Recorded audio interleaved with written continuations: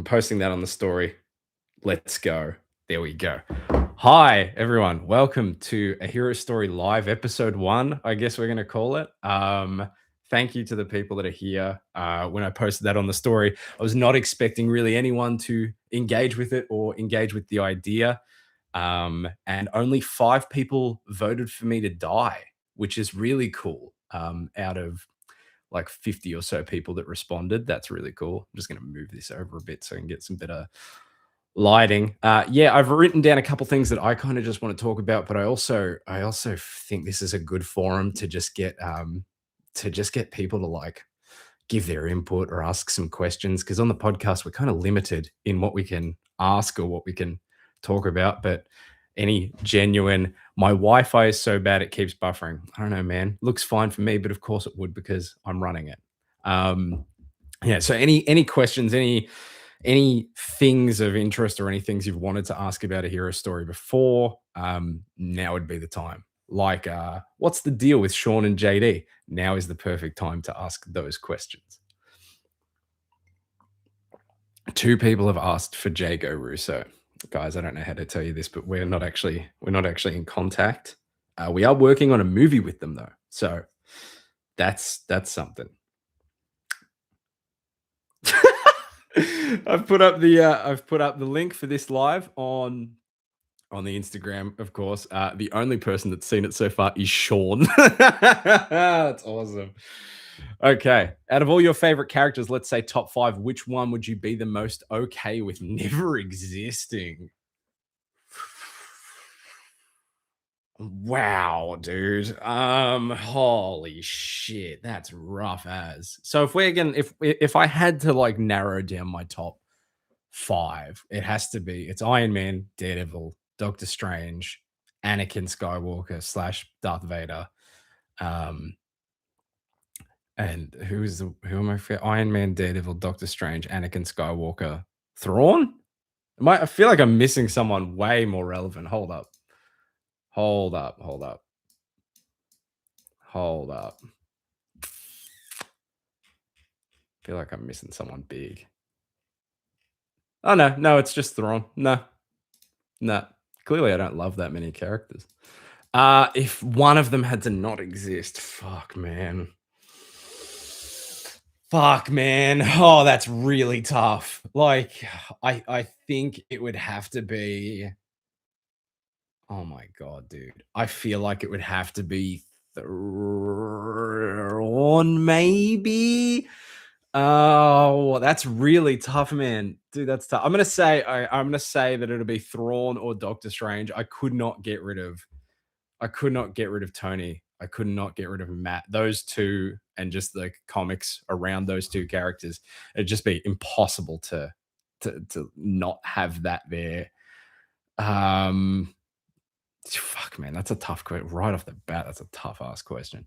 Why is Sean's name spelled like that? I don't know if this is a hot take, Hunter. I actually prefer it spelled that way. I prefer Sean over Shawn. I don't know. That's just me, man. What's the deal with Sean and JD? They don't like each other. There you go. That's it. I think that's it. Or one of them doesn't like the other, but I'm not going to tell you who. How about that? D&D D&D season 3 when, or is it simply not in the works? No, it absolutely is. After we ended, I don't know if this is too behind the curtains or not, but after we ended the podcast last week, we were like, all right, we've seriously got to figure out when we're doing D&D 3. We spoke to JD. JD was like, look, hopefully I've got some time coming up soon that we can do it on. So it will happen. I assume that it will happen in the first half of this year. We're all very keen to do it. Like, it's probably like the top favorite thing that we've worked on through a hero story. I mean, it's mine at least. Especially like season 1. That was like a revelatory experience for me. I mean, ever since we did that, now I use D&D at work as a teacher, which is probably, it's not real work, but anyway. Wanted to start off with a tough one. Yeah, thanks, man. In terms of how long this is going to go for, I don't know, probably like an hour. In terms of the future, we will probably have like me and someone, maybe even three of us, maybe even a week where it's just like Tyler or Hunter or both. I think we just kind of keep it flexible. Just have fun with it. Those that want to show up, it's cool. It's fun. Okay, I had a couple things that I wanted to bring up before I forget for the podcast. Wow, that was the hero story password. Better not show anyone that. Fuck me. Um, Oh, yeah. I don't know if he's here. Nick Heasters, who is a longtime listener of the show, sent me this yesterday. But they're doing a fucking Marvel in April is doing another Doom 2099 single issue called The Rage of Doom. That is it's Doom 2099 versus fucking Ultron. I'm like, it is the single most me thing I've ever seen in my life. That's the main cover for it. If I can get it to fucking dude, he sent me that. I nearly lost my mind. I'll try and find the log line. But dude, in terms of comic book news, it just made me so happy. Like the odds of me, the odds of me reading that Doom series, Doom 2099, like what last month, and now getting more Doom 2099 content. It's like Marvel's listening to me, dude. Set in the desolate aftermath of Doom 2099, the story finds Doom grappling with the catastrophic consequences of his own spell, which wiped out all life on Earth. Okay, that's interesting. Nicholas Dookie, Mr. Harper, I'm on 19% outside of my house. Can you not go in? Do you have to watch it out? I'm not gonna say anything crazy, dude. Uncle Harper. Okay, I don't know how I feel about that. Drew, you should be calling me daddy, and we both know it. Yeah. So in the 2099 universe now, I guess the whole thing is that all the heroes have been wiped out. I don't think we knew how they got wiped out, or there was originally a reason why they got wiped out, and now it's Doom. That Doom did some sort of spell as Emperor Doom at some point and killed everyone, and now he feels regret about it. So it's like, even though allegedly Doomed 2099, the issue that came out this year where he's fighting Emperor Doom, is supposed to be like, I guess it's supposed to be Emperor Doom from, Earth 928, the 2099 universe. It doesn't really, none of it really fits, but I don't really give a fuck. Like, I'm happy to just like squint and be like, nah, it works for me, because the idea of that is so cool. And honestly, Doom 2099 is way more like sympathetic's probably the wrong word. He's way less of an asshole than like modern day Doom. I think because it's like, he's been ripped from his time and he's a little bit lost. He kind of has a bit more humility in that book. He's like, he doesn't just kill any character that we like. Um, just flippantly, like he's not a good guy, but yeah, he's a lot better. He's more like a harsh resistance leader than anything. So I can kind of see him being more redemptive, I guess. RDJ's Doctor Doom is inside of my home. Do not go in there. Do not go in there. He's very scary, that guy. Fucking hell, Robert Downey Jr., Doctor Doom. That could be a topic. Glad to see you guys experimenting with different formats. Yeah, man, this is something I've wanted to do for like ages. Like I said before, I don't know how we'll do it in the future, but even just to jump on for 45 minutes to an hour and just like talk shit and take questions. And I in the future, I would like to find some like some people I watch that have like royalty free music as like an intro, and they have like a little waiting screen for when you're like jumping in and waiting for people to like enter into the live stream. And it's so professional, but like anyone could do it, and I would love to just do that. And every Thursday or whenever we just uh you know jump right in, and we kind of have a set time for it regardless of who's doing it. Dude, I'm actually so stoked. It's 11:35 p.m. here. I have work in the morning, but I'm watching this whole thing. Ronald McDonald, again, thank you for your service in the food industry. I don't think this will go super long, so hopefully you can go to bed at a reasonable time. Fuck, man, I am old. Look at me talking about bedtimes. D&D when? I answered it, man. You're going to have to go back and watch the video when it's up on the channel. Okay. I'm going to go back through. Blah, blah, blah, blah. Whoa. Did I say something that was whoa worthy? Was it me telling Drew to call me daddy? My apologies. Hunter cameo is crazy. Fuck, dude, I'm still genuinely kind of shaken by that top 5 question. D&D, why? Dude, that's the real question. What's the point? What's the point of doing it? Because we fucking love it. Because it's maybe better than the actual podcast. Even though I love doing the podcast. I've had a weird arc with the podcast where like I really want to do it and then I really don't want to do it. And then I'm back and I love it more than anything. D&D is something that like realistically, if we could get everyone together more often, I think we would do like D&D 5 through to 10, skipped 4 for no reason, and just like, have it as an ongoing series, but unfortunately, I mean, look at the way we do it. Sometimes I'm not on the show for a few weeks. JD's almost never on. Tyler usually is on, but then sometimes he's just busy. Hunter has like 3 jobs and a really big YouTube channel, so I don't know, man. I would love to do more D&D, but I don't know. Cool. Some other things that I wanted to bring up. We only briefly mentioned it on the podcast, but that fourth Avengers trailer, which is maybe looking to be the last Avengers trailer, we don't seem to be like seeing or hearing any leaks for a fourth one, for a Doctor Doom one, or a full trailer. I imagine the Super Bowl is probably going to be where we get that. But I gotta say, man, I don't want to. I don't. It's tough. Like I want to think that these days I'm not as like receptive to just slop and nostalgia bait or anything, or like easy, easy gimmicky kind of shit. But I gotta say, seeing M'Baku and Ben talk, like, that I actually felt something with that, which is weird because, like, I realistically neither of those characters are, like, top characters that I really truly love. I mean, I think both of them are really cool, but it's not like, it's not the equivalent of, like, Tony Stark and Doctor Strange talking in Infinity War, but just seeing that character interaction, I was like, "Oh, they're actually making, like, a movie here. They're making a movie where characters are gonna talk, characters that we would have assumed aren't going to talk are gonna talk."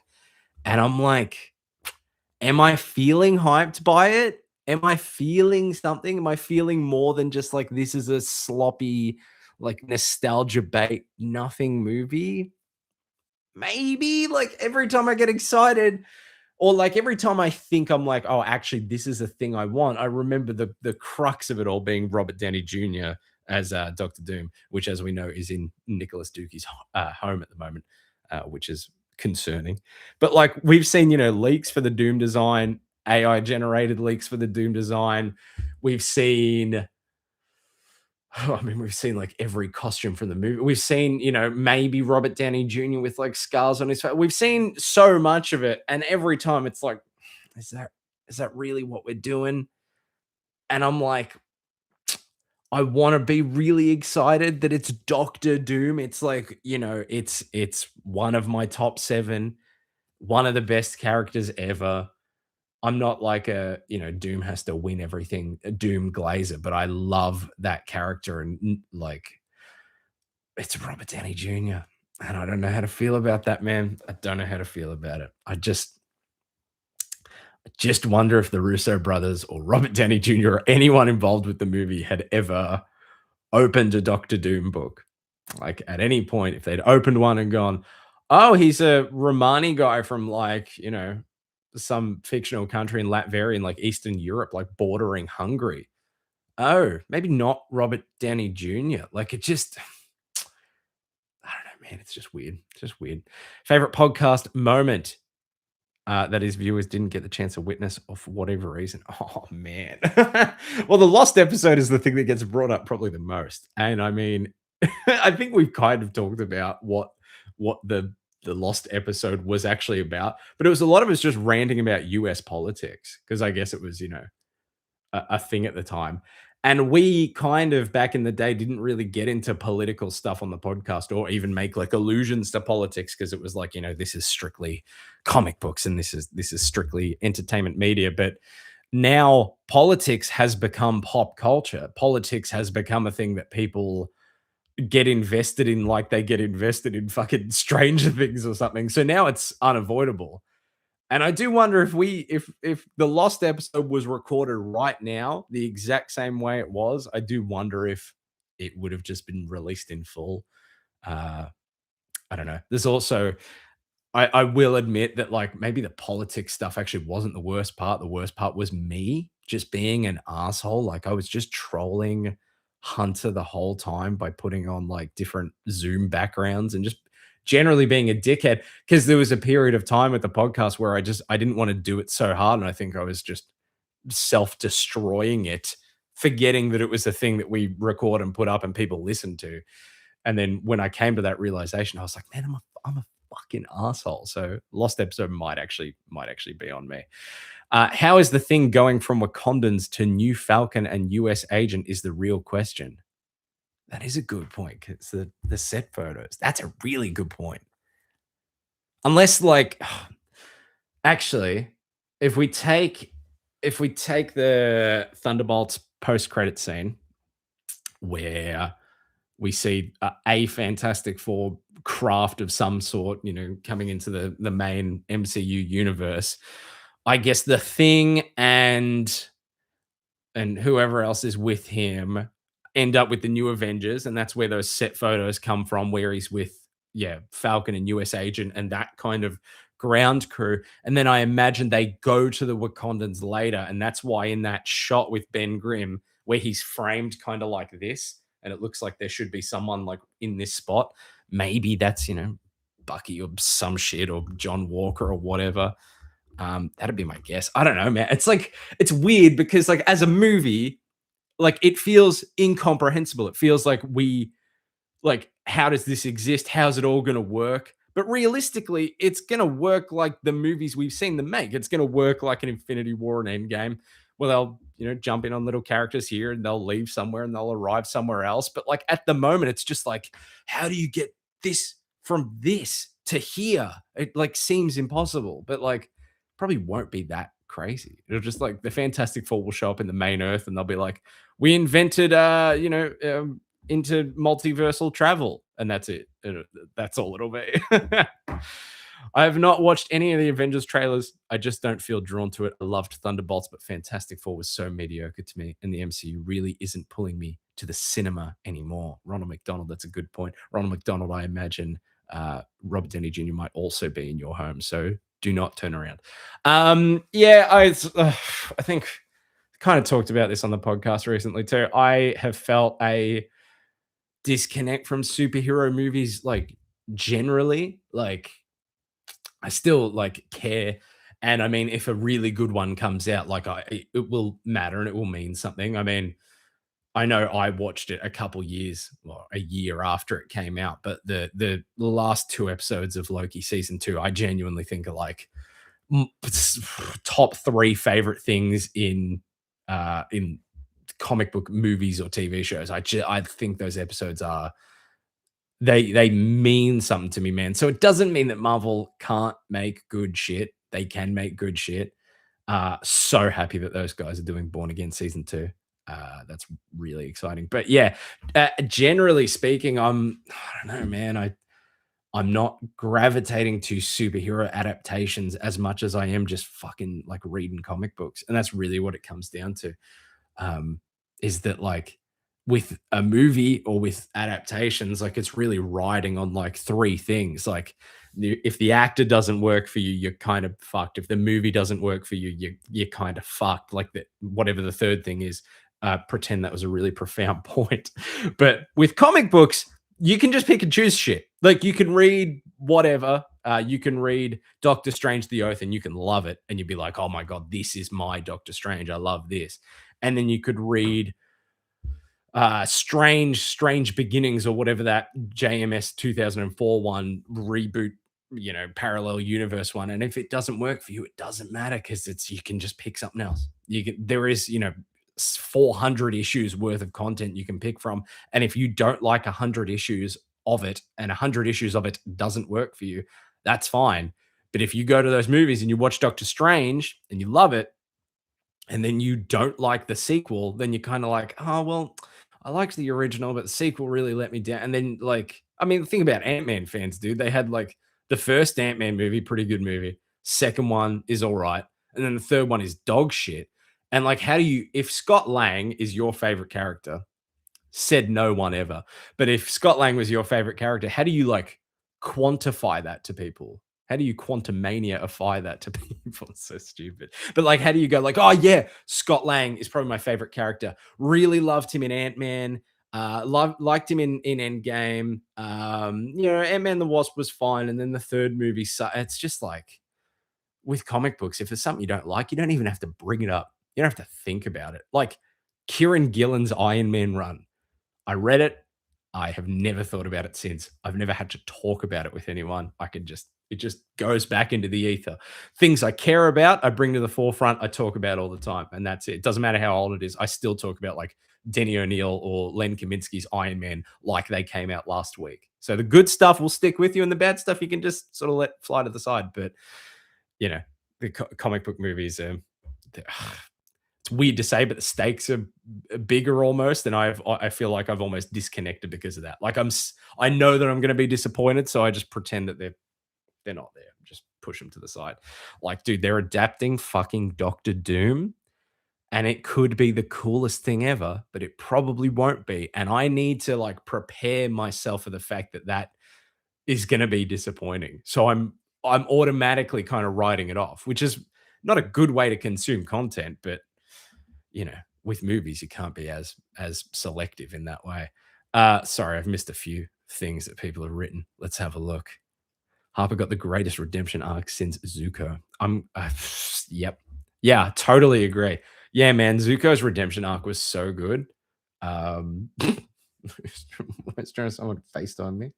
Oh, Tyler's FaceTiming me. Okay. I've been thinking about getting the absolute flash trades. Would you say it's worth it, or should I wait and see how it is around volume 4? Oh, interesting. Yeah. No, what does he want? What do you want? What? What do you want? Oh, you're so delayed over the thing. I heard you say that, and I was like, why didn't I hear you say it on the YouTube? Oh, okay. What's up? How you doing? Oh, I can't believe you're doing it. You're living your dreams, buddy. I'm living my dream. It's Tyler Torres, everyone. There he is. It's weird. There's a weird delay, dude. I can hear you through the goddamn phone, and I can hear you through the YouTube. I don't know what you want from me, man. I don't know. I want to say how proud I am, how happy I am that you're actually doing this. I want the listeners to know they've talked about he has talked about live streaming forever. Sorry, I misgendered you.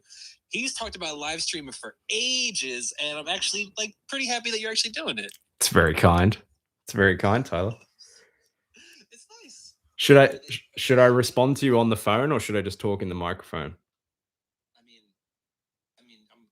gonna go in a second. I just wanted to say, I want to do a little cameo. Am I not cameoing? Yeah, you are cameoing. It's good. I think they can hear you. Can you guys hear Tyler? Can you guys hear Tyler? Yeah. Thank you, man. I appreciate it. I've given Hunter a lot of praise, so it's nice to receive some. Oh, why'd you give Hunter praise? I don't know, man. I'm an idiot.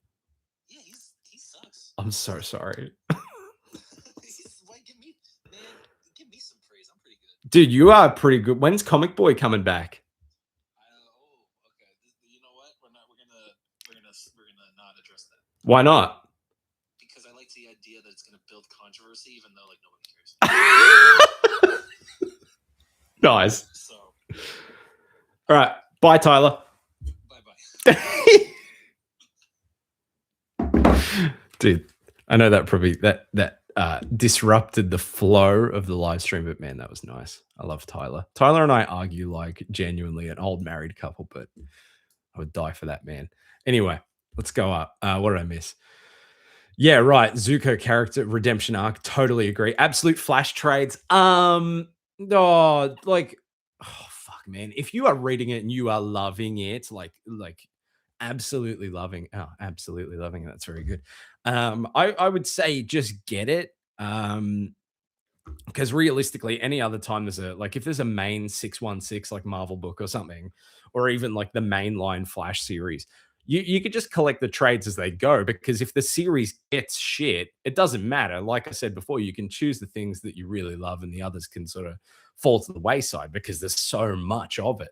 But the absolute universe being its own thing, I don't like they could get to issue 30 or something and just ruin it so hard that you look back and you're like, why the fuck did I like Ultimate Spider-Man? Like the new Ultimate Spider-Man. Like, I think if I had been collecting the first couple trades and been like, this is amazing, I would be sitting here now like, do I want to get the last few to fill it out? Like, I don't really care because it's, it's a limited universe, it's a select thing. So I don't know, man.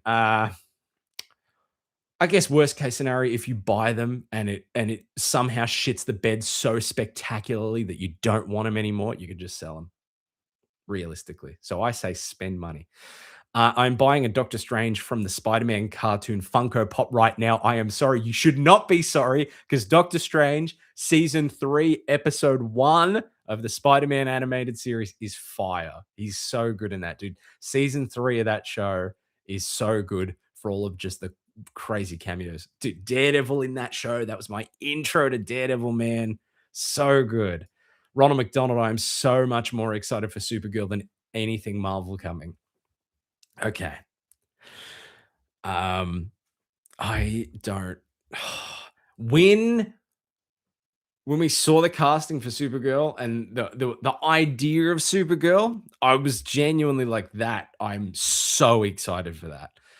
And then the trailer came out and I'm kind of like, oh, it's just a superhero movie. I know that sounds stupid. I'm on a superhero podcast. I'm into superheroes. That's the stuff I care about, but it does look like it's going to be like a phase 2 Marvel movie. So I'll see it. I'll definitely see it, but I'm not as I don't know. I don't know what superhero movies can do now to be more interesting than just being like, oh yeah, look, it's that's the first Ant-Man movie, or that's the first Doctor Strange movie, or that's the first Iron Man. Like, I don't know what they can do at this point. Superman kind of broke the mold a bit by just like going balls to the wall immediately. I know that didn't work for a lot of like mainstream audience people. People in my life who aren't comic book readers have said to me like, I had no idea what was going on. I was lost, blah, blah, blah. But I think for comic book fans, it just jumping in, I think we're all like, oh, fuck yeah, I love this. Because I kind of like when stories just jump in and have to work backwards. Like, I've said this on the podcast before, but I cannot watch A New Hope anymore. I just jump in and watch Empire. I just love starting in the middle of something. Dom Gomez says Joshua Williamson, Iron Man thoughts. I'm fucking excited, dude. Fucking excited. It's the end of this month, January 28th, I think it comes out. I'm excited. Genuinely excited. It should be good. Iron Man's had a weird 10 years. I think the Bendis run was really good. I actually really love that run, honestly. And then we go into like the Dan Slott stuff, which I think is pretty like, 60-40, like 60 good, 40 meh. Valerio shitty art is beautiful. Dan Slott writing is fine. And then we move on to Cantwell. Cantwell's is okay. I've got like 5 issues of that I need to finish. Jerry Duggan's run, I think, is fucking amazing. That run made me so happy. It's such a like, a nostalgia play for all the 80s and 90s Iron Man fans. It's all just like, here's all the shit you love, and it works because I was like, oh yeah, I love this. And then what was the last run? Who wrote that? Why can't I remember it? That's not good. Oh no. Oh no. Who wrote that? 10 issues. Insurgent Iron Man. Damn.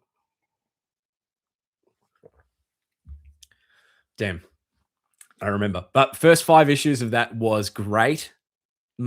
First 5 issues of that was really good.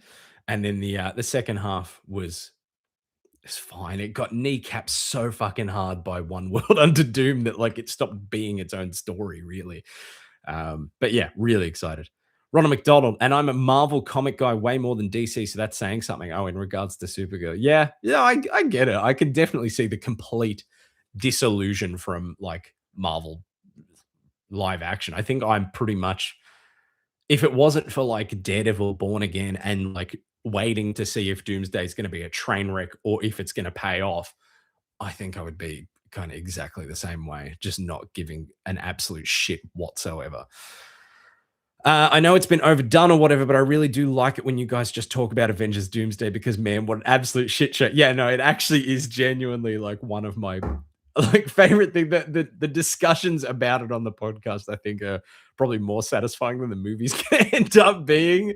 But I do love that we just talk about it. And like it's like with all this AI fucking bullshit online now that has gotten so good. And like it's getting to the point where even I think I have a good AI brain, those Doctor Doom set photos, or not set photos, but like, um, behind the scenes photography photos or whatever. Like I couldn't tell if those were fake or if they were real. And so like we kind of have to talk about it on the podcast. I'm trying to see if I've got one of them on my phone. Like we have to talk about it because like if it is real, then that's like a I don't know. That's worth bringing up. Worth bringing up. Oh, is this the design or whatever? But yeah, man, dude, Doomsday is it's the most beautiful fucking shit show, train wreck, whatever of all time, and I'm so keen to see what it becomes because it could. What if it's good? What if we all walk out of Doomsday and we go, actually, that was fire. I really enjoyed that. We might, or more likely, we walk out and we go, 6 out of 10. We'll see. We'll see. Miguel Perez, is there anything in Daredevil that you want adapted for Born Again? Oh, fuck. What? That's a good ass question. It's not going to happen just because of the powers that be. But I bring up constantly on the podcast that 3-issue crossover between Punisher, Spider-Man, and Daredevil, the Amiga effect. And I really thought that when Punisher was going to be in what the hell, Brand New Day, new Spider-Man movie. I was like, okay, we've got Punisher. There's no way Daredevil's not going to be there, but I kind of have a sneaking suspicion that he's not, and we've seen reports that he's not. And I guess, like, yeah, why would he be? But I guess why also would Punisher and like the Hulk be there? So I don't know, man. Like, I would love to see those 3 characters together. In terms of Daredevil stories, oh man, like they're never gonna do they're never gonna do like the ladder of Zdarsky's run where it's like King Daredevil and versing the Hand and the Punisher as the puppet for the Hand and Matt with the beard and dying and going to hell. If I could adapt anything, it would be that Matt, getting the white suit and saving Foggy and everyone from hell because I think that is that shit meant something to me. I know we talked about it on the podcast like 2 weeks ago. There are things that mean stuff to you where you like, you care about them, and there is stuff that like means something to you, like in here. And those couple issues, man, are just they're like the greatest shit ever. And then that Marvel were like, how are we gonna follow this up? And then we got one of the most mid Daredevil runs of all time. So there we go. Nicholas Dookie, do you like Arrow Mr. Ronald McDonald 2023? What does that mean? Do you like Arrow? Is that like the question? And then you're tagging it as you from no, you're Nicholas Dookie. So you're asking. That's so stupid, dude. What the fuck? They're just having their own conversation and I'm trying to figure it out. All right, can I read the do you like Arrow, Mr. Ronald McDonald? Yeah, Arrow was the first live action superhero show I watched growing up. The Flash was good for a while too, but I watched and loved Arrow all the way through. That's so cool. Mine was Arrow, and second was Flash. Mine was Arrow second and Flash first. Yeah, cool.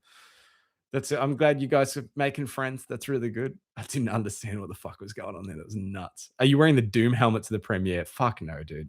No, no. No, come on. I wore a Michael Myers outfit to like one movie. Halloween, obviously not Avengers movie. And I was like, yeah, I'm probably not going to do that again. Tyler cameo crazy. Yeah, it's good. He's pretty cool. Oh, yeah, Tyler's. Message redacted. Brad Gamble, you're redacting stuff?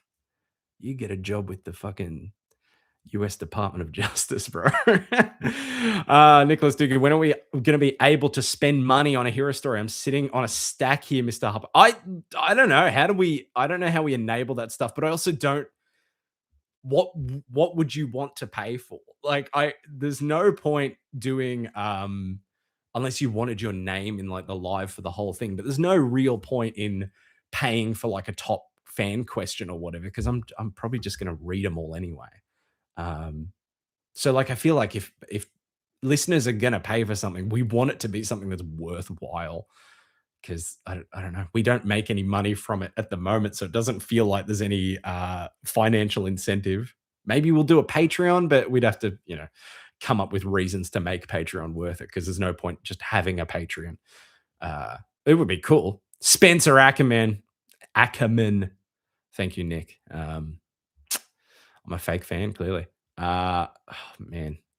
Oh wow, scroll down. Yeah, Ronald McDonald, Patreon went. I don't know. Do you guys want me to look into that? And okay, I will look into it, but I would like to know what people would want from there, like what content they would want from there, what engagement they would want from there. Because again, it's funny to me for people just to pay for content that they get for free anyway. Hero Story shirt or mug would go hard. Mugs, I've talked about. It's one of those things where like I think I am probably the one that's most likely to look into the production of t-shirts and mugs and stuff like that. But realistically, it has to be JD or Tyler that probably does production back, like actually, commission someone to do it because they're in America and most people that listen are from America. It would make no sense for me to do it and then do all the postage and shit from here because it would cost exponentially more money. So I would say blame the Yanks. Damian Crowley. I got nothing for Avengers Doomsday. That goes hard as fuck. Also, Damian Crowley, I've never seen your name before. Welcome. Glad you're here. Ronald McDonald. I've been in such a comic slump recently. Have a stack of stuff I need to read. Have the last two Ultimate Spider-Man omnibuses. Oh, as an original Spider-Man. Cool. Do love them and need to finish. I really want to get to Miles' story. It's like the opposite of how I read Ultimate Spider-Man. I didn't read any of the Peter Parker stuff. Oh, maybe I read the end of it, but I went straight to all the Miles stuff, and I read all of like Miles's appearances in the Ultimate Universe, and that was that was it. Not that I don't like Peter, I think he's cool, but I was just like I wanted to read Miles. That was kind of it. Brad Gamble, I made a typo. We know what you're hiding. Release the Gamble files. Ronald McDonald. Honestly, I've been enjoying this podcast for years. Even just giving $5 to you guys would be enough. God damn, man. That's actually going to make me emotional. What the fuck? How about this, Ronald McDonald? Only give the money to me. Me and Tyler, I would say. JD's fine. He's rich, rich parents and all of that. Because he's Kevin Feige's son. And Hunter's got his own YouTube channel, and I think he's probably getting paid from that. So just split it, $2.50 go to Tyler and I. And I think the Australian translation for me, I'd get about 15 cents. So that would help actually. Nick Heasters, I'd pay for a Patreon if one of the tiers is my name on your forehead. So-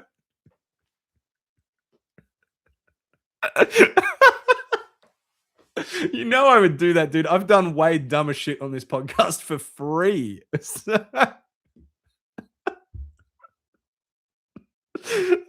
fucking dumb. Okay, I like that. That will be the tier.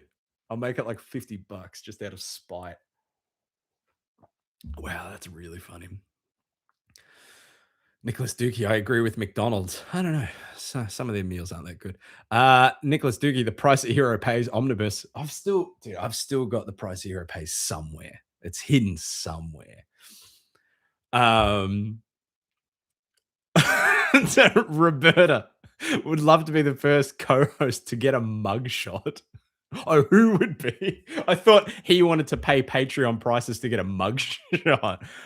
Who would be the first? Genuinely, okay. Let's think about this.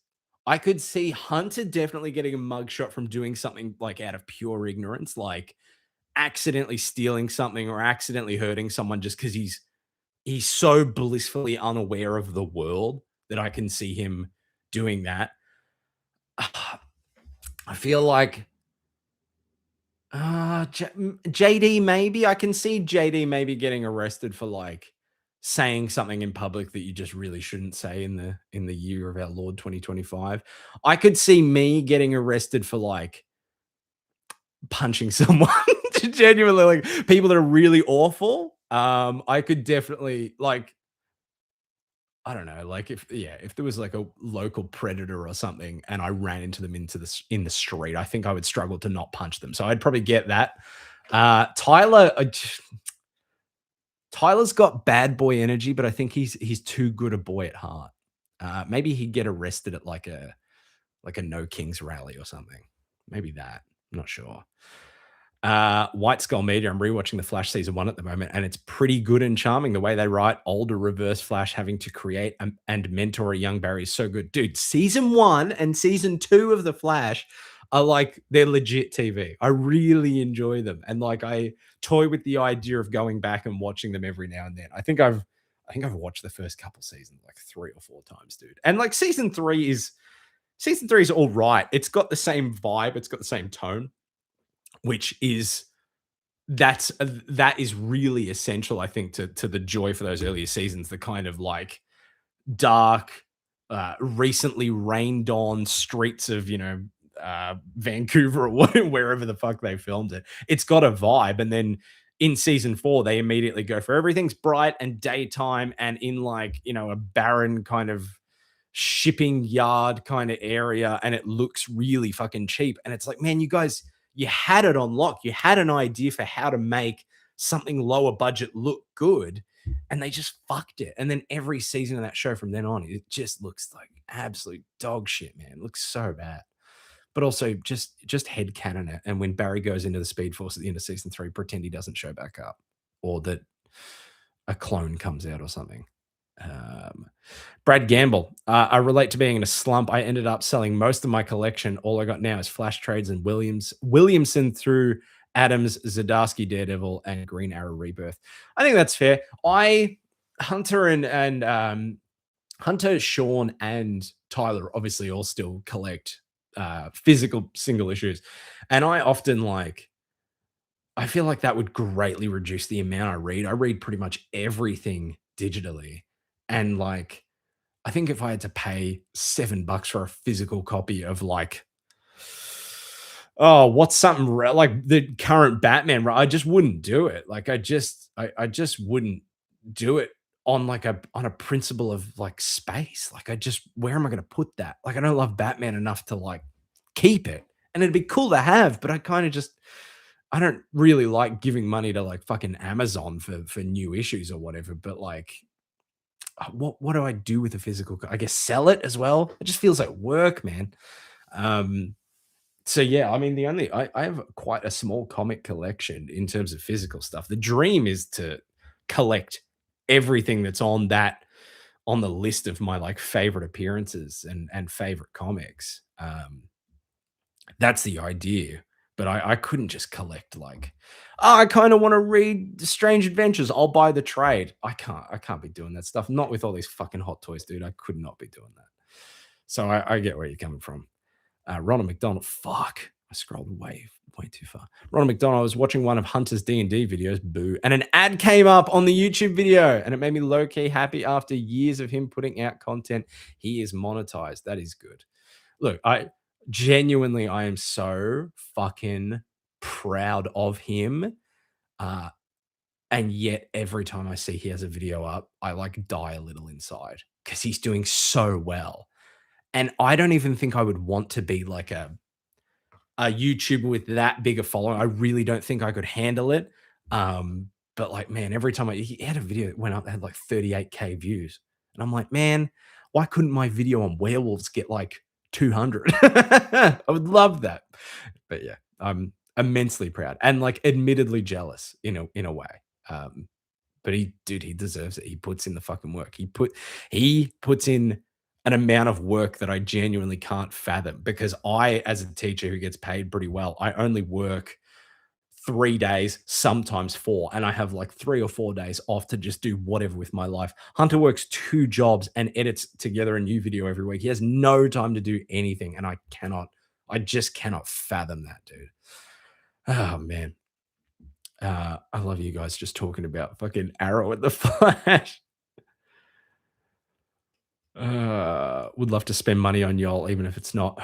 Man, you guys are too fucking nice. I've said this before, but like, man, a hero story like listener base is, I mean, it's decent enough. It's not small, but like it's also so fucking loyal. Like you guys are so loyal. We are a channel with less than 1,000 subscribers, and I've said this before too. Our views per video are unbelievable compared to plenty of channels that have like 10K and get 100 views or less a video, and it's just like it's fun. It's genuinely like humbling in that way to be like, oh, people actually tune in and want to listen. It just makes me really genuinely quite emotional. Damien Crowley, Hunter seems like the kind of guy who follows the smell of pie on a windowsill. That's it. Like he would get booked for like, home invasion or something because he would have floated in through someone's window. That's so good. That's really funny, dude. I'm pinning that. That's so funny. Have any niche comic recommendations, like a series that isn't talked about much but is a hidden gem? I've talked about it a little bit on the podcast, but you guys got to read Doom 2099. Those first like 25 issues, first 23 issues, where John Francis Moore is writing them. That is what counts. Don't bother with. I mean, read issues 24 and 25 because they matter for the story, but then quickly disregard them because they're written by Warren Ellis. But Doom 2099 is like a hidden gem. It's such a beautiful looking book. Pat Broderick, who does the art for it, it's gorgeous stuff, man. I'll pull up some photos now, but it is such a pretty book. And yeah, I have a lot of love for it. I have a love for it in a way that I have for like the Kurt Busiek, Roger Stern Iron Man run from the 1998 run, where it's just like the art is crisp and the story is fun and it's just like endlessly enjoyable. Like, look at this shit, dude. Like, look at it. It just looks so fucking sick, man. Look, oh my god, I need to turn the brightness down, but it just looks so cool. That's a crazy photo. Yeah, man. It's just, yeah. I guess that's my answer. Doom 2099. Also read because it ties in. Also read a couple issues of Punisher 2099. That's an interesting book. He's got like a split personality. I guess that's cool. Yeah. Oh man, now I'm just looking at Doom panels. God, that is fire. God, that looks so good. It should be illegal to look that good, dude. Look at that. What the fuck? Look at the coloring. My God. All right, sorry. I'm back. Wait, no, don't buy Strange Adventures. Look, dude, I'm not buying a Tom King book. I brought this up last week, but it was such a weird, contentious thing to have me on a Tom King interview because, like, I've read some of his books. I'd read more than Tyler thought I had read, but I also hadn't read a heap, and very rarely did I like any of them. And so it's just like me showing up to be like, yeah, man, not a big fan. And like, I'm not realistically, I'm not going to read that stuff. I mean, the only scenario where I read a Tom King book henceforth, I guess, is if it's a character that I really love, and I'm like, oh, what is he going to do here? Because I saw what you did with Wally West, sir, and I'm not a fan. Yeah. I do hate how blind bags are becoming so popular with comics. I'd rather pay the little bit extra for a cover I can choose. Dude, I fucking hate the blind bags. I think it's so stupid. I think the whole, like, on one hand, it's like, yeah, okay, it's cool because it feeds money back into the comic book industry and we want the comic book industry to thrive, and I totally get that. But then on the other hand, realistically, it seems to be a bunch of people who don't really care about the comic that they're paying for, buying a bunch of them to see if they can get an exclusive Robert Downey Jr. sketch and then have it CGC'd, and then it can cost $3 million. And like, okay, like I just want to buy the issue and read it realistically. And like, if I get a cool cover, I would like a cool cover. Yeah, not really a fan. That's just me. Talking about the Flash again, dude. This is so true to a hero story. We're talking about fucking like CW shows. Someone want to bring up like Iron Fist season 2, and we can just talk about that. Continue from before. Didn't finish Flash season 3. Rewatched the show like 4 years ago. There's some episodes I like, but I just couldn't continue with it. See how much further I get this time. Bro, I really think you are best off watching The Flash season 1 and 2, and then the first episode of season 3 where he undoes Flashpoint, and you've got the reverse Flash there, and he's now who's the villain, Flash? Now who's the villain? That stuff is good, and then just pretend the rest of the show doesn't exist. Dom Gomez, ever watched Smallville? I watched a lot of Smallville growing up, like those earlier seasons, and then when I rewatched Smallville, I rewatched like seasons 6 through 10. I don't really remember why. I just watched like the second half of the show, and like it's good. I enjoyed it. It's aged not in like oh, I can't believe they said that on TV back in the day, but more like oh, that's a studio backlot on the Warner Brothers filming lot. Like it looks a bit grim, but there's some really cool stuff in there. There's some cool stuff. I love that people love it. I love that it has such a fan base that it does. Yeah. Kev Dork, hello. G'day, mate. How you going? Nick Heasters, Busiak Avengers, though. What, over Iron Man? Fuck off, dude.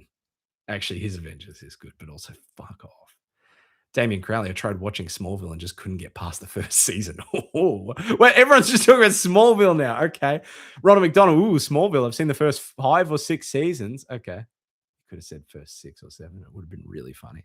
And I liked a lot of it, but it kind of became a telenovela. Telenovela. Like when Lana was pregnant and then not really pregnant and then died but wasn't really dead. Oh, I see what you mean. Yeah, okay, yeah. Just like I mean, you get that. If a show is entering its, 6th season and it goes for 24 episodes, same shit happened with Supernatural, man. Like Supernatural, they had the perfect finale, the perfect swan song, the literal name of the episode for season 5. And then season 6 is like they bring it back and it's like probably the middest season of the show. And then the next season is just the villain is a Leviathan character named Dick, and they just make a bunch of dick jokes. And I'm like, we brought it back for this. Like it got better after that, but we brought it back for dick jokes, dude. That's crazy. White Skull Media, I've read Spider-Man 2099 and one issue of Doom that crossed over with the event, and I do like me some Doom books, so I might give it a read at some point. If you read Spider-Man 2099, those issues where I read I knocked that the fuck over. Those Punisher issues that tied in with the Doom stuff would have tied in with Spider-Man as well. That was a Fall of the Hammer, which is like a crossover with the fake Asgardians and all of that. So, you've already got like your foot in the door. That's cool. Roberta, will we will we ever see the Marge clips from the lost episode? I don't know if we have them. If we have them, I would be totally fine with with showing it. I think people that listen now have the context that I'm not as much of a fuckhead as I was then, but we can all be like, yeah, well, that was dumb as hell. What were you doing, man? So I'd happily show them. Did I say that earlier in the episode that the backgrounds were Marge Simpson? Because that is what it was. It was a edited photo of Marge Simpson's ass, and Hunter was not a fan. To be fair, he has a good point for feeling that way. Nick Heasters. Later in Ellis's Doom 2099, Punisher 2099 straight up gets vaporized. It's crazy. Awesome. I would love to be a fan of that character and just watch him get vaporized. It's cool. Kev Dork, me and a friend were talking about how the blind bags are pretty catered towards resellers. Yeah, they're catered towards resellers, and I like, again, on one hand, it's like, oh, we're bringing people in that don't usually read comic books to like engage in this kind of event, and that is cool in a sense. But again, I think if people don't care about the thing that they're reading, then it just means nothing. Like, okay, those Robert Downey Jr. sketches were kind of cool. If he actually did those sketches, that is really cool. But also, like, why are we doing, like, I get that it's a big event, but why are we doing Robert Downey Jr. Doom variants on Ultimate Endgame, a story that Doctor Doom does not appear in?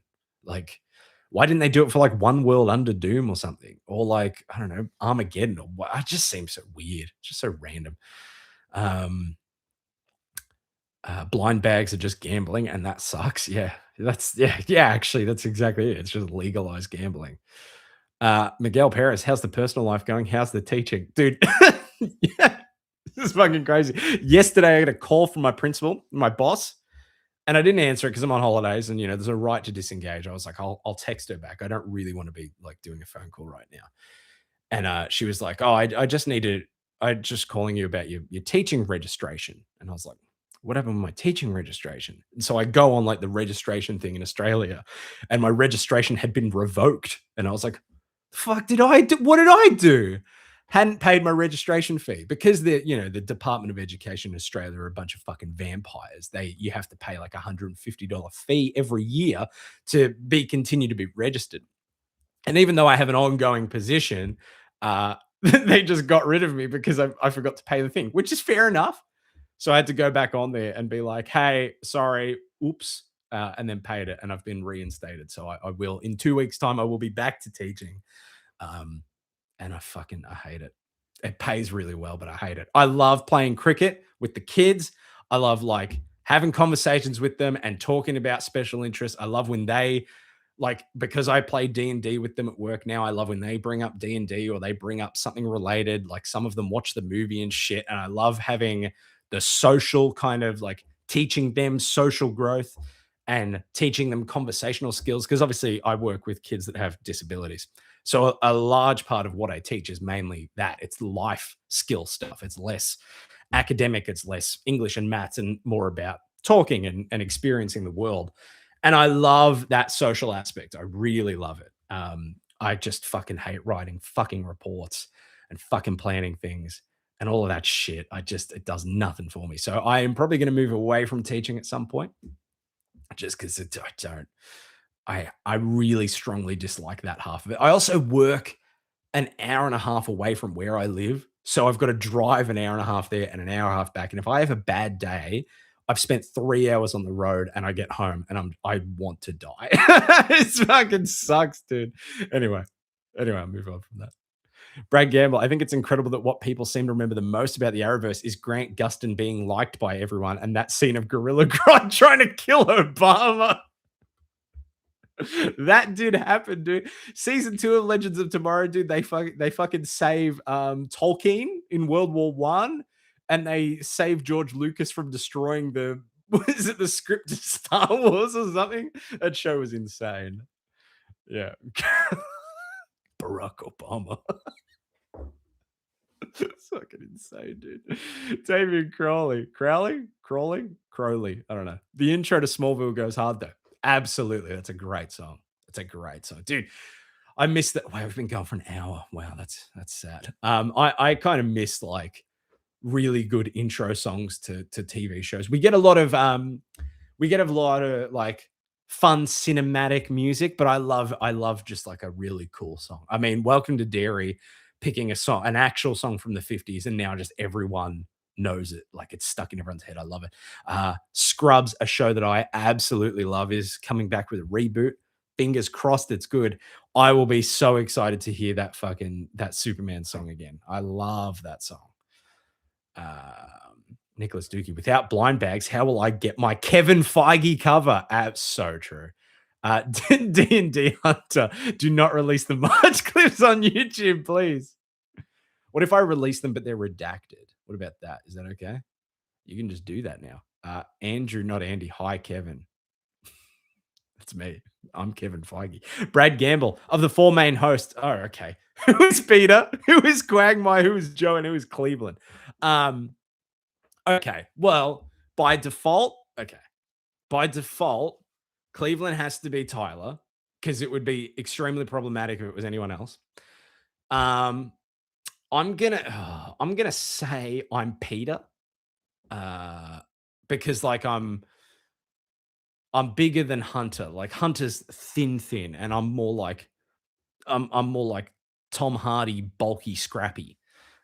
Quagmire, I think, would be Hunter for obvious reasons.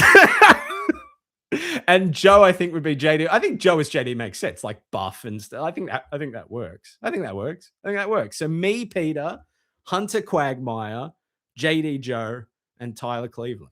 I think that works. Kev Dork, hi Andrew. That's good to see. Friends getting along in the chat. That's nice. White Skull Media. Watch Smallville 6 years ago and then rewatched it throughout the past year. Didn't like season 6 through 8 that much. Lex was carrying.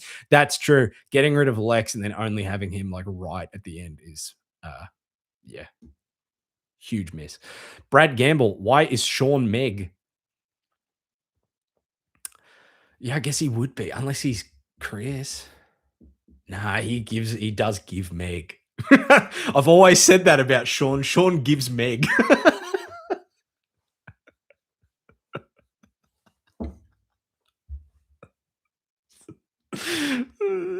So stupid. Brandon Franco, Ryan Hurst, Thor's voice actor casted as Kratos. Any thoughts? Well, clearly I'm wrong because I thought Kratos was black. He's not. He's just like an olive skinned great guy. I guess that makes sense. So I saw the casting and was like, but I thought, turns out I'm wrong. Ryan Hurst, great as Opie in Sons of Anarchy. He was also Beta in The Walking Dead. Very imposing actor. Seems like a really cool dude. I watched his episode of Ride with Norman Reedus where they were riding around Japan. Oh, and they went and met with Hideo Kojima, and it was like I had no idea he was in that episode. So they just walked into like Kojima Studios or whatever it was, and there he was, dude. It was awesome. I love Kojima. He's so funny.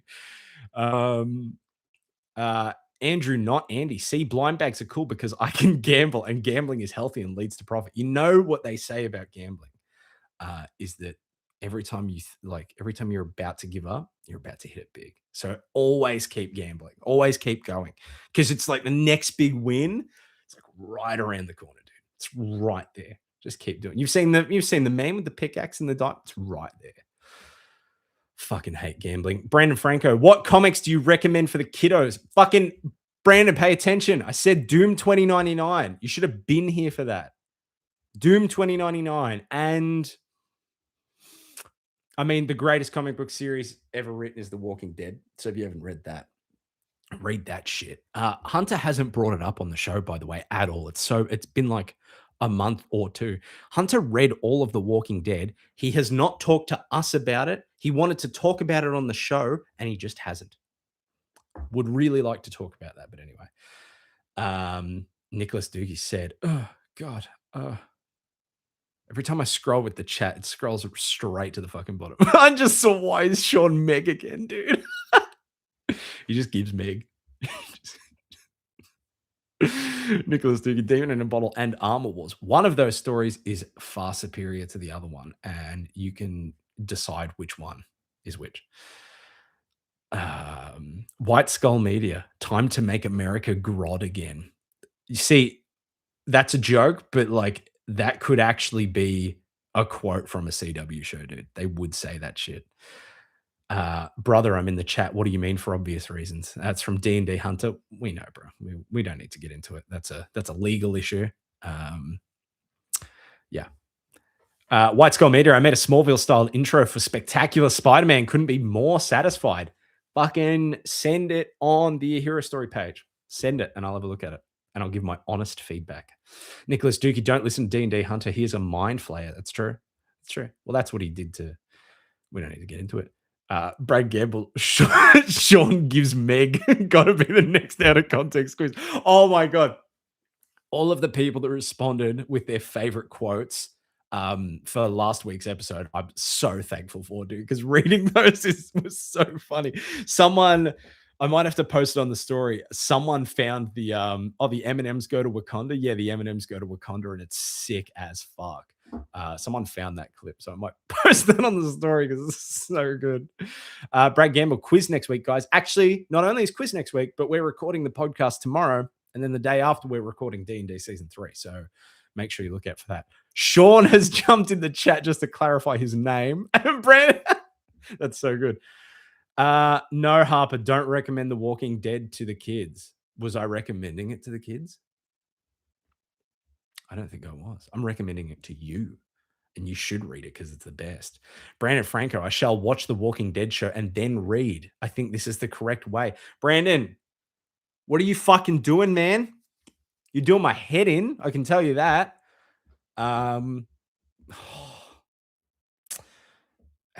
Is he onto something though? Is he right? No, he's not right. You're not right. No, definitely read the comics first, so that then when you watch the show and you see those moments adapted, I think you'll be like, oh my god, that's so cool that that's there. Because I caught up with the show in season. I started reading the comic at the start of like season 3, maybe, or maybe it was season 2, and I caught up. And then from season 4 onwards, I was able to like anytime something happened, do the there it is. And like if I was watching that show with anyone, it would have been fucking annoying. Thankfully, I was alone because I had no friends, and I was just like every 10 minutes or so, being like, "Oh, I did the thing," and immensely enjoyable experience, I would say. The Grodd line was real, by the way. Nah, there's no you can't. No, he does not say time to make America Grodd again. What was the quote? I'm gonna go back up. There's no way that oh, he did say, "What comics do you recommend for the kiddos?"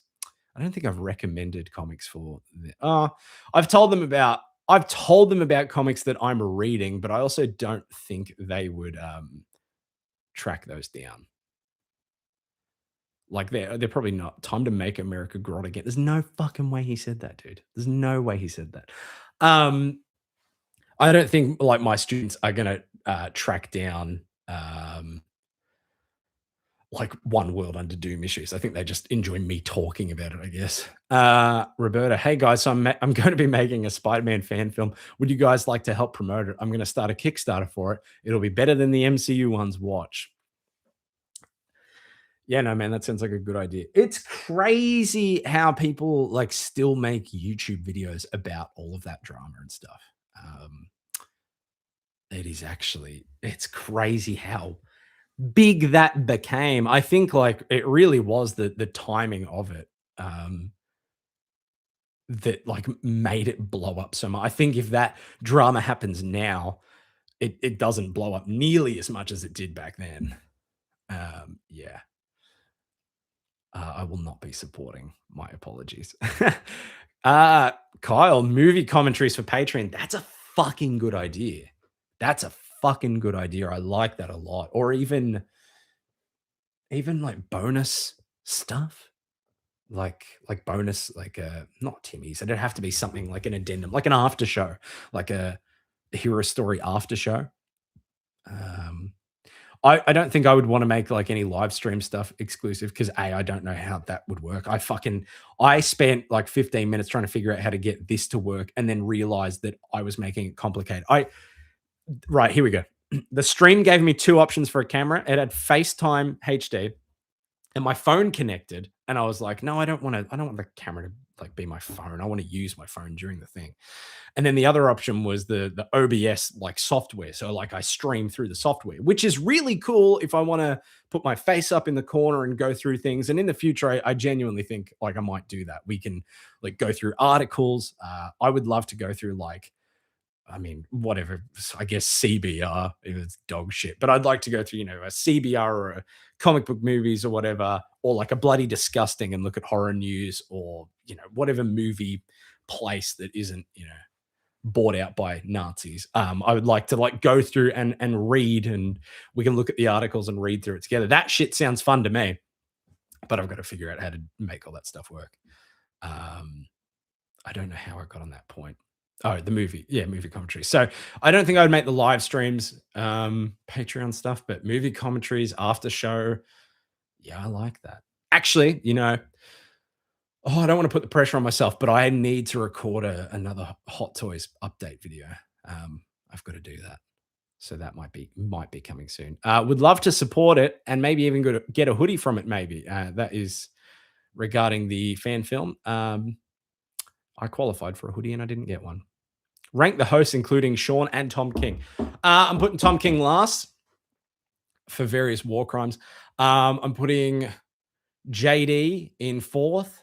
Wait, how many people would that be? 4 main ones, Sean and Tom King. Tom King in 6, JD in 5. I'm putting Sean. I've got to include myself. I'm putting Sean in 4th. I'll put Hunter in 3rd. I'll put me in 2nd. I'll put Tyler in 1st.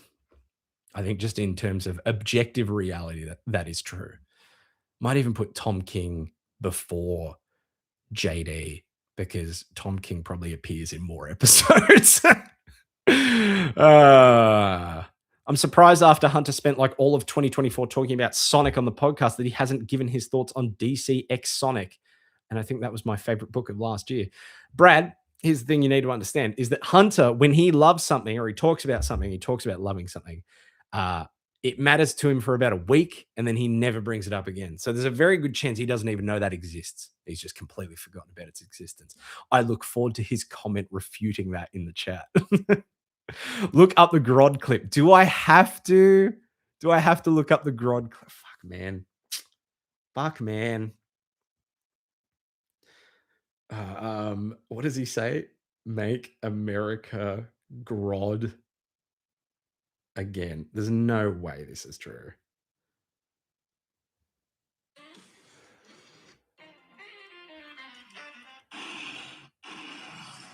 Where does he say that? Okay. This is great watching for anyone. I'm watching Legends of Tomorrow. Grodd will complete his mission. Grodd will complete his mission. Time to make America Grodd again. Clearly, you have some grievances.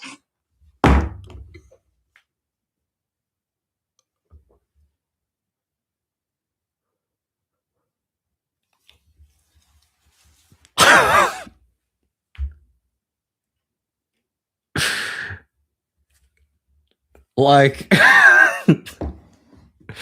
at least like when we see Avengers Doomsday, we can be like, at least wasn't that bad.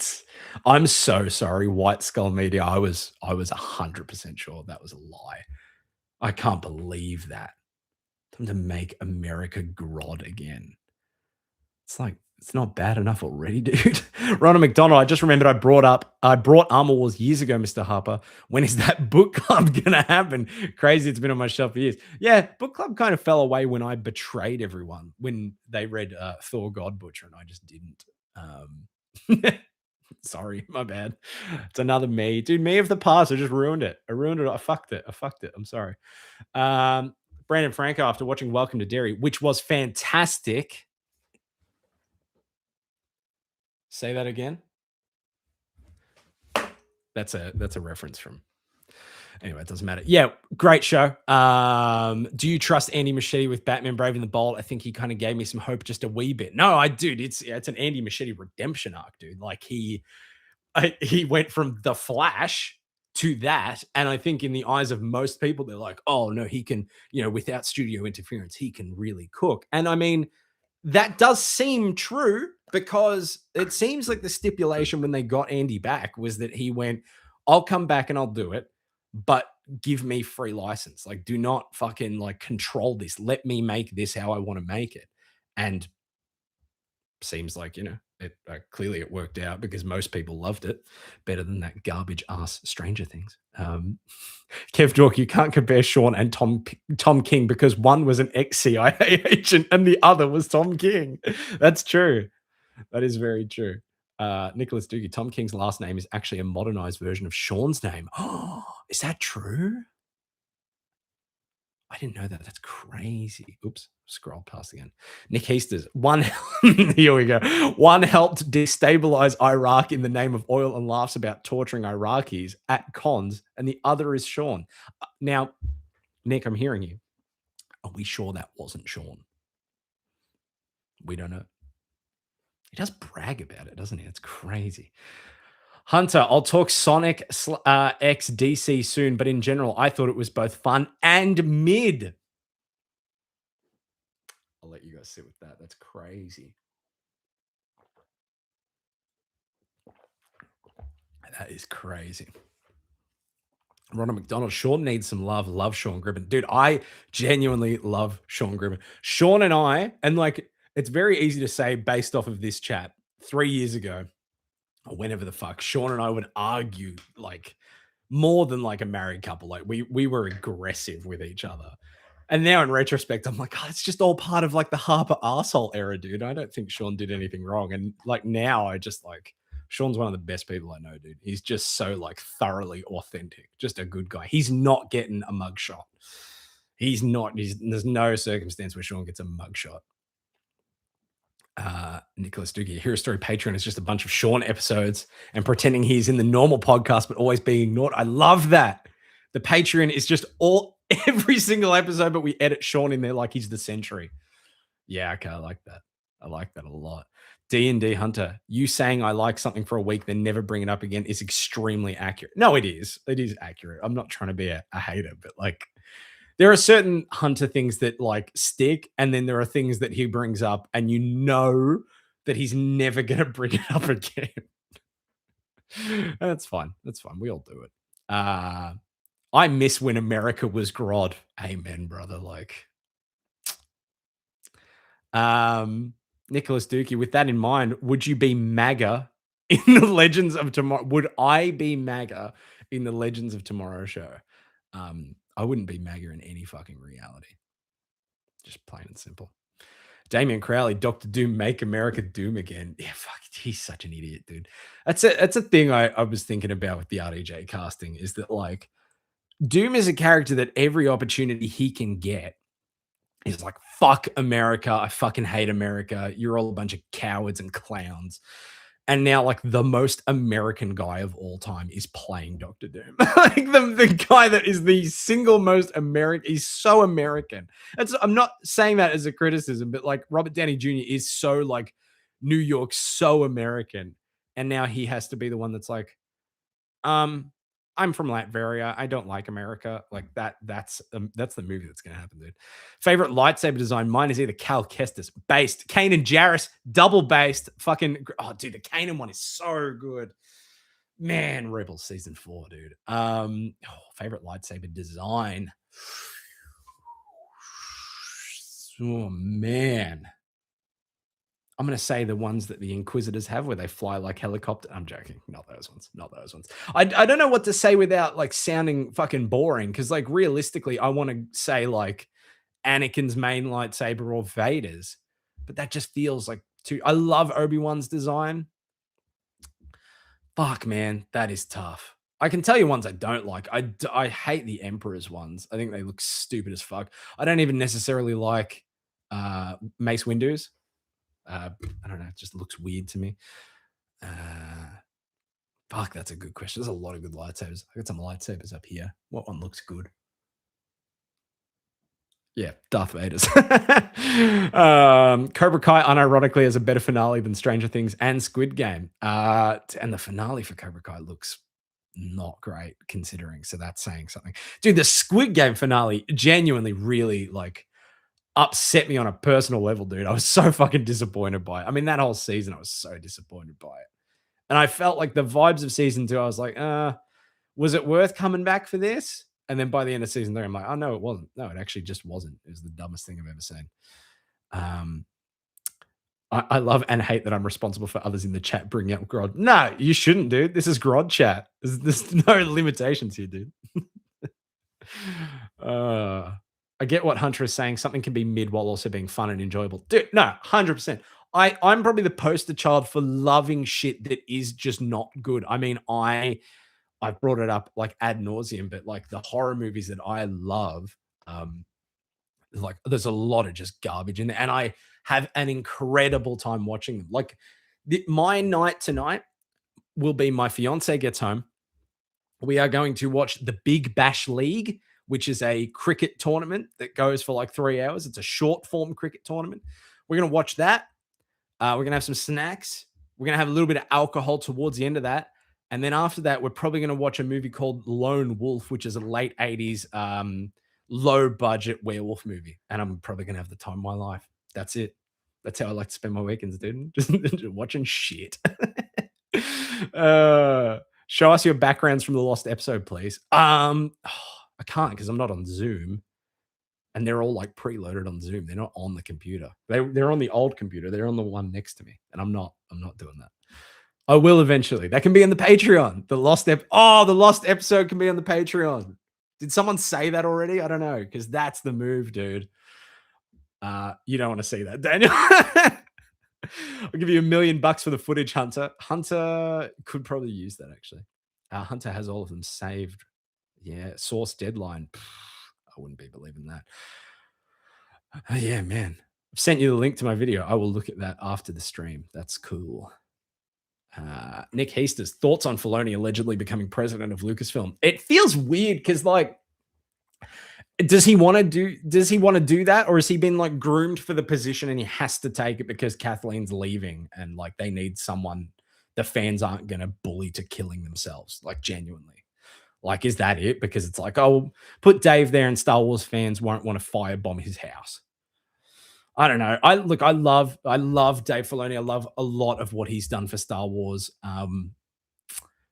I would even argue in some ways that he is more influential than Lucas these days in terms of broadening the horizons. Like, I give Lucas credit. He did really open up the world with the prequels, probably a little bit too much, but I've got to give Filoni credit for really filling that shit in and making it work, because I think without the Clone Wars and even Rebels to a lesser extent, the expansion of that world just does not fucking work. And I really love Filoni. Ahsoka as a show wasn't perfect. Thrawn wasn't perfect, but I also thought that show was really good. And I loved most everything with Thrawn. And I will be forever thankful that I got that and I got Thrawn in Rebels. And that shit means something to me to bring that back. So yeah, that's cool. Whether he'll do a good job or not, I really don't know, dude. Kyle, a Hero Story Discord server. Yeah, okay. Okay, I can see it. Yeah. Like I see, I get what you mean. It's way easier to do like a big, like mingled community like that than Instagram, because Instagram is just, unless we made a group chat with everyone. Like, yeah, I don't know. But I do like the idea of a Discord. That's cool. I've used Discord maybe 2 times in my entire life, so I'd have to navigate it. But like, how hard can it be? Different channels for Hot Toys collectibles. Nah, keep it on. I really like this. Maybe it's a messy idea, but I think just all content, one channel. I just like the idea of keeping it all in one, and you can just pick the stuff on there that you enjoy. Weekly comics, rumors, and news. I really think weekly comics we sort of cover on the podcast, depending on rumors and news on the podcast as well. But stuff that isn't on there, including, like you've said, fan questions and suggestions and stuff, a lot of that's probably going to be covered in this live, like, you know, every week or whenever I do it. I think it will be included here. And again, I don't really want to put that behind a paywall. Brad Gamble, Skywalker Saber's peak design to me is episode 7 and 8, because the top half in episode 4 and bottom half episode 5 makes me feel like a laser sword Excalibur. Okay, you've thought about this. Oh, can I say the dark saber then? And not just because of the Mandalorian and all that shit. I loved that shit when pre-Vizsla or post-Vizsla or whichever Vizsla had it in Clone Wars. You know, Jon Favreau. Dark saber looks fucking cool. I like that design a lot. Okay, that's something. People are just bidding for the lost footage. I only watched season 1 of Squid Game and was perfectly fine with the ending of that season. I've not watched 2 and 3. My brother, well done. Do not. You don't need to. You really don't need to. Like, just leave it. It's one of those things. I don't think you get more value watching season 2 and 3. You just get more disappointed. Because season 1 does all the stuff that you want that show to do. Like, it sounds bad because it's like, you know, it's a commentary on like the class system in Korea. Season 1 is, but also like people were roped into it by the games, and that was like a sticking point. That was the thing people were interested in. I think by the time season 2 and 3 came around, people didn't really give a fuck. They just wanted to see like the games or like whatever was gonna like happen in terms of spectacle. It wasn't really about deeper themes and character development. It was just like how are they gonna get out of skip rope this time? And it's like, whatever, who gives a shit? Fuck that. I would pay $100 million to watch you guys try to play Marvel Rivals. Thank you for putting the try in there, because I think I would be so shit at it. I would love to do that. We recorded that Fortnite video, 12 years ago now. And I would like to record one and actually release it. Again, there's a lot of stuff that goes into doing that in terms of recording it and editing it together and stuff like that is tricky. I mean, the thing that I'm doing right now is something that I really want to do, but also it's incredibly easy to just jump on here, turn live, talk to you guys, respond to comments, say my opinions on things. That's super easy. So the gameplay stuff is more difficult. I kind of toyed with the idea. I'm like, can I record a Hitman video? Because I recently got a PSVR 2 and I've been playing Hitman in PSVR. And it's the sickest thing ever. It's unbelievable. Like, I like the Hitman games. Generally, I like third person games, but the feeling of being in the VR and like knocking a clip out, slamming another one in, charging it back, and fucking John Wicking my way around a Hitman level. It's genuinely like an unparalleled gaming experience. I sincerely love it so much. But I also don't really know. Like, if I recorded that video, realistically, 90% of it is just people looking at me with a dumbass headset on, being like, like, I don't know if that's fun for anyone. So I don't know. I don't know about that. Hunter, we need to hear more about your experiences as an extra for that one movie. I remember you mentioning this years ago, unless I'm remembering something else entirely. Yeah, he was an extra for something, hashtag Roxy or whatever, but I think he was just a standing cameo. I mean, he's probably fucking answered that in the chat, and I just haven't scrolled down. Here we go. Ronald McDonald, I remember using Tim Hortons after you guys started doing Timmy's Talk, and I was so underwhelmed. Maybe UK Timmy's. You're from the UK? Cricket brother. Did you watch the Ashes? I'm going to guess probably not, but yo, 4-1. Fuck off. See you later. UK Timmy's isn't as good, but maybe Hunter overhypes it. That said, more Timmy's Talk. And then we've got a very measured response from Hunter. Hey, Ronald McDonald, shut up. Thanks.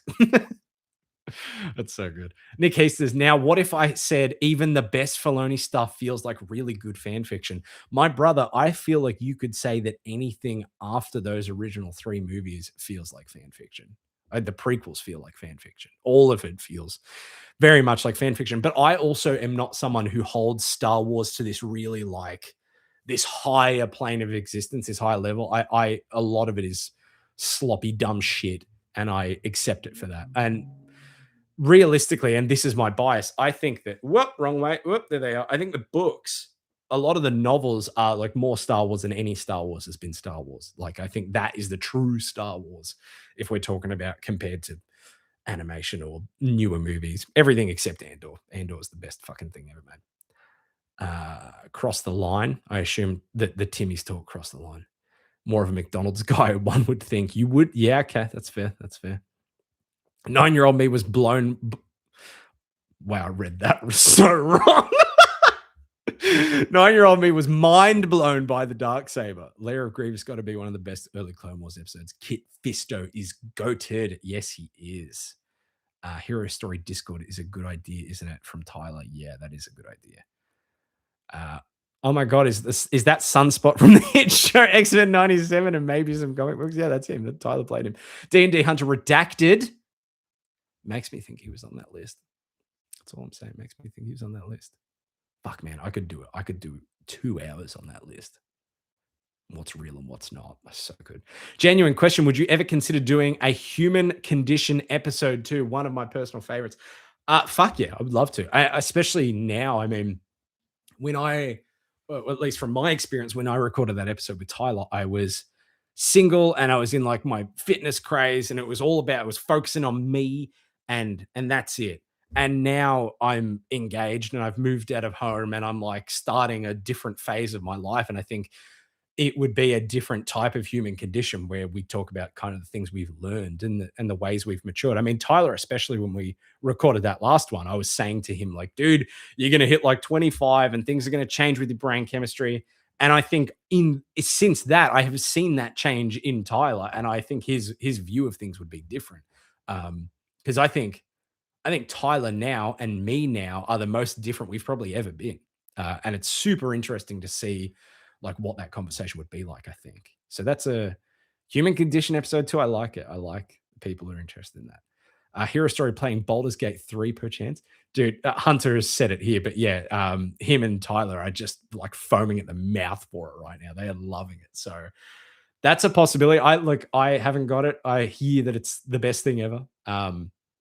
It's not really my kind of game, but also apparently for people whose game that type of game isn't for, this game still is. Apparently, like, it will change your mind on that kind of stuff. So Yeah, I could see it happening. Definitely, I could see it happening. Brandon Franco, any new hot toys on your radar? The Arkham Origins Batman looks pretty solid. Yes, it does. Dude, the Absolute Batman does as well. Looks amazing. That Absolute Batman's fucking great. When Hot Toys were like, "Hey, we're gonna reveal our final figure announcement for the year. What do you think it's gonna be?" And everyone was like, like, is it gonna be the blood-soaked Pennywise or another Iron Man? And then it was fucking Absolute Batman. It's great. It looks so cool, dude. I've got 3 Hot Toys on pre-order. I've got 3 figures on pre-order. I have got this one. Oh wow, I wrote that so unbelievably wrong. I've got the in-art Rick Grimes coming. That should be later this year. That figure looks fucking insane. It's got the crazy rooted hair and everything. Yeah, that figure is going to be insanity. Which it ought to be. You know, I paid so much money for it. We don't need to discuss that. I've got that coming. I've got this Darth Vader, the battle damaged hot toy one. This one. That's a terrible photo, but the one with his arm exposed and the leg exposed and all of that shit. I've got that coming, the deluxe version of that. That should get here sometime this month, maybe next month. Yeah, this is the detail. It's gnarly stuff, dude. I've got that, and the final one that I've got coming, which I pre-ordered basically the moment that I finished it. Let me find a photo that's not shit. There we go. I've got the God Loki from the end of season 2. I don't own any other Loki figures, which is strange because, like I said in the group chat with the boys, I've read a fuck ton of Loki and I named a pet after him, but I don't own any Loki figures. But that is the one design and look and costume and moment. Like I said earlier, that shit means something to me. That's the one, like, oh, I have to get that. Like, it's just, that is a meaningful, like, point in history for that character and for me loving that character, that I'm like, okay, I have to get that. So I pre-ordered that. Those are the 3 that I've got on the way. There's a chapter 1 John Wick that's coming, but I haven't put that up for pre-order yet. There's an episode 3 Anakin, a new one. So I sold my old one so that I can buy that eventually, but those won't come out for like another year. So I'll get to those when I get to them. Sorry. Oh boy, I'm catching up. Oh no. Yeah, D&D Hunter's right. We record our Marvel Rivals video tomorrow, so that's good. That'll come out next week. Top 10 games. Top 10, dude. That's a lot to think about right now. Okay, so the Brothers in Arms trilogy, 2005 for both of the first games, and then Hell's Highway, 2008. Love those games. Both Red Dead Redemptions. Just some of the most meaningful shit in the world to me. And then beyond that, like, oh god, there's so many games I've played that I like, but I don't know if I could say favorite. There's a lot of games I have incredible nostalgia for, like all those early Medal of Honor games. Like, holy shit, storming like Normandy Beach and stuff.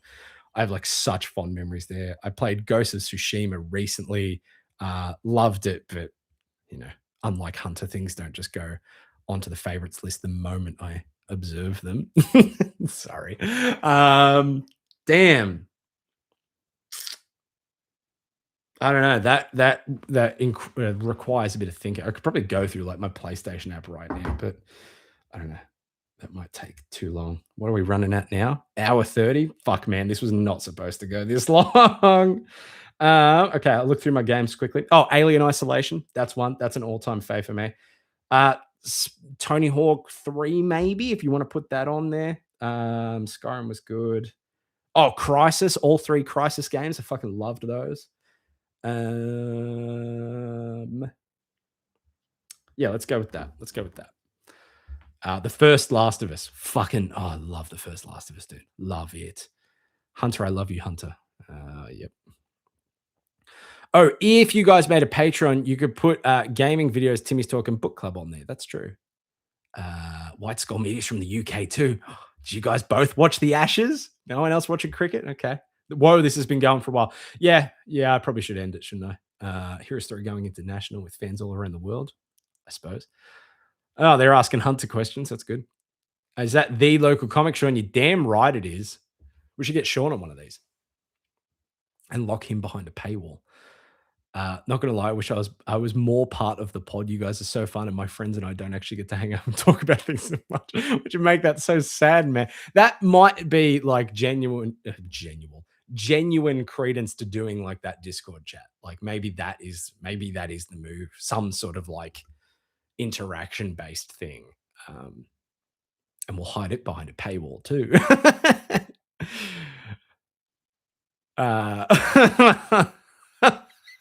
The chat is unbelievable. It's just a lot of Baldur's Gate 3 love. Hunter, you're not helping the allegations. No, he's not. No, he's not at all. My goodness. Okay. I had a couple topics written. Let me just have a look. Oh, no, I had one more. The only other one was, and I barely talked about this on the podcast, but I read monthly subscription for the Discord server. Oh, fuck. Do people do that? That feels rough. I'm not sure. I'm not sure how I feel about that.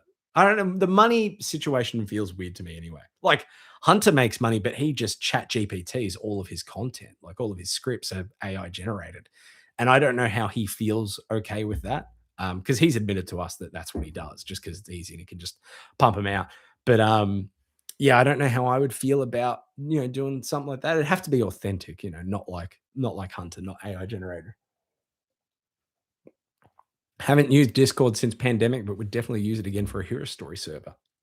We need to build more community these days. Fuck, I so agree. Again, I love how like tight knit and loyal and like caring and loving like this community is. Like you guys are so fucking like. There are so many times when we say something on the podcast, and I'm like, fuck, like I've said that so poorly, I've worded that so poorly. And rarely ever does anyone go like, what do you mean by that? Like everyone is very understanding and very cool. And it's just super nice. Yeah, we need to build a community for when the apocalypse starts. Yeah, okay. Yeah, I think this live stream has been awesome. Getting to add to the combo, also interactive. Oh, stop it, you guys. Same time next week. Same time next week. Whether or not it's same time next week or earlier, not sure, but we'll definitely do one next week. I mean, if you guys are enjoying it, you guys are taking to it, we do another one. I think when I'm back at work, pick the days that work. I may potentially do it on, what day is it today? Thursday for me, which will be Wednesday for most people. Tomorrow, which is Friday for me and Thursday for all the Americans. That's usually when we record the podcast. I might like record the podcast with the boys and then do the live stream after, like immediately after the podcast. Or I'll navigate it around. Whatever. We'll figure it out. But yeah, this has been fun. Only thing I wanted to bring up is that I read Secret Wars 1984 over the holidays. It was my big event book to read. And generally like enjoyable, but fuck me, like the middle issues of that series is so just like so fucking boring. Like I hate to be one of those people that's just hating on a thing because it's like it's old and it's clearly written to sell toys, but like fuck man, those middle issues, there's like nothing happening. And I was just like reading it like I feel like I've been lied to about this series. And then it really picks up like the last sort of 4 or 5 issues. And that was great. And Tyler was so right. There are multiple moments of that story that are like laugh out loud funny. just like things they wouldn't do in comics anymore, or things they would make a bigger deal out of. Like if Doom ordered Ultron to kill Kang in a book now, it would be like one big page, it'd be like a huge moment. And in Secret Wars, it's just like an offhand thing that happens. Doom's like, Ultron, kill Kang, and Kang's like, wait, no, and he's just dead. Yeah. Secret Wars from the 80s, high chance of being the only comic the Russos ever read. Yeah. And would they have read it, or would they have just like skimmed through it? Because like I don't want to hate, because I did enjoy it, but it's not a super intense read. It's a slog at times. Not as much of a slog as Crisis on Infinite Earths, which I will die on the hill that is a fucking terrible book. think Tyler is the one that's like, yeah, the first half is terrible, the second half's good, or vice versa. No, I think it's a tough read the whole way through. I think like maybe the last 2 issues are quite enjoyable. That's kind of it. Okay. All right. We're at what, an hour 45 now. I think let's wrap it up. If you've got any last sort of questions, anything you want me to talk about, let's get it in now and then end it, I think.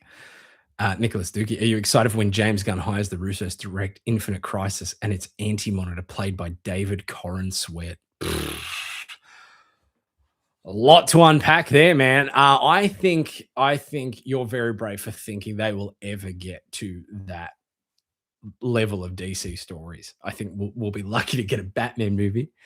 I think we might get the Superman Batman crossover. We might get a Justice League, but I'm not placing any bets on these things definitely happening. It really feels like, I don't know, man. It feels like this shit could fall apart at any point. For a second there, we thought Paramount was about to fucking buy Warner Brothers and then just annihilate it, restore the Snyderverse, I fucking guess. That's not me asking for the Snyderverse to be reinstated. I do not want that. Move on. But yeah, I'm not banking on anything, dude. I think we're lucky.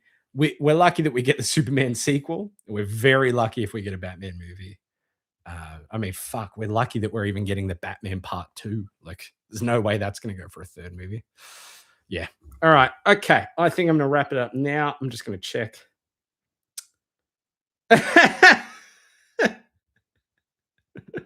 Hunter is misconstruing what happened. I'm defending myself. All right. I'm going to check the A Hero Story chat. Cool. I'm going to look at that spectacular Spider-Man thing. All right. That's it. Yeah, I got nothing else to add. We'll definitely do this next week. When, I don't know. I'll just announce it on the story and then hopefully people can make it. But yeah, thanks to everyone for joining. That was really fun. I really enjoyed that. Yeah, cool. I have nothing. I don't know how to end these things. I've watched so many of them and they just sort of like, there's a big climactic final question and then it ends. But it's just sort of fizzled out. But yeah, read Doom 2099. And I'll see you next week, I guess. Yep. And thanks for being thanks for every second is thanks for being a hero.